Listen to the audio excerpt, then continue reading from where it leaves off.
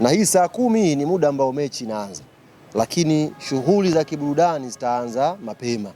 Mpaka sasa hivi tuna wasanii tumependekeza wawili pendekeza nani yule Mama Amina na nani yule Kingamuzi.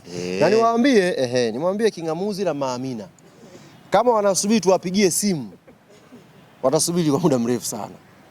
Hii tangazo tunalotoa hapa ndio mwaliko wenyewe. Wanatakiwa waje siku ya Jumapili Kingamuzi na yani hao ndo wasanii pekee ambao wamepitishwa. Kingamuzi na Mama Amina. Si jambo la burudani? Na wale watu ni watu wa burudani. Burudani, tunataka waje hapa. Kwa hiyo mastaratibu nyingine ni kama tunavyozungumza hapa. Sije ikawa sijui kuna nini huko anasubiri simu hamna. Sisi Simba na Yanga tumekualika uje utugee burudani.